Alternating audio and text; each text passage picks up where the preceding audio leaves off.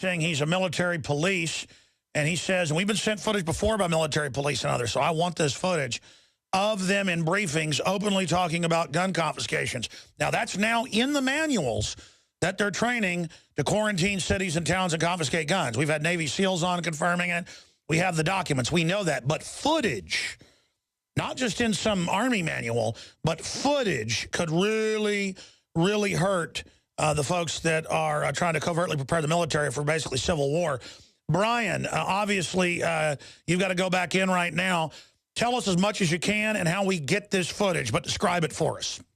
Okay, so I was in a briefing with FEMA. FEMA runs my old unit. I'm actually out now. I got out in September of this year. They were talking about suspension of the Constitution, Second and Fourth Amendment rights being taken away, and I openly asked them, are we going to take guns? He says no, but he says they will. It's clearly on the video. They will, talking about the FEMA guys with us.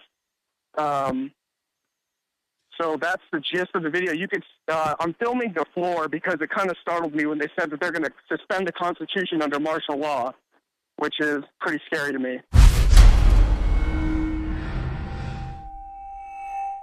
Essentially, yeah, we pretty much at that time, your Second Amendment, all your rights, First Amendment rights, pretty much everything is at that moment just interrupted. Yeah. So you said that martial law suspends their Second Amendment, so I'm not going to, but would you say we would take weapons from people? Yeah, that's what they do. Yeah. That's what they do, but I'm saying... Yes, I wouldn't agree with that either. I'm the second, I believe the Second Amendment. But okay. The section during a moment of martial law, we've lost all control. We're pretty much saying when the military moves in on your street, they are now saying you have no more rights, pretty much you're going inside your house. That's like the worst case scenario.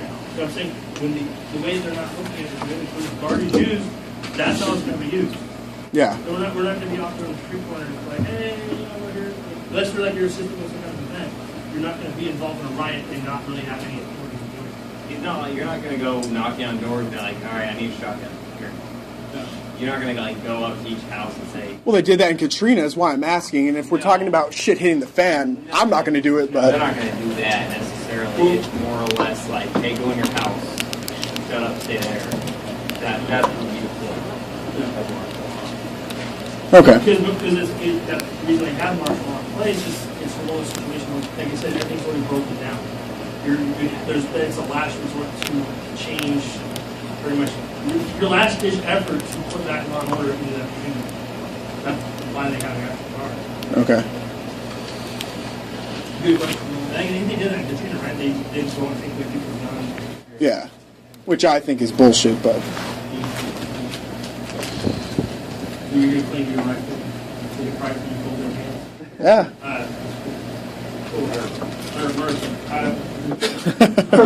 We're going to get political right now.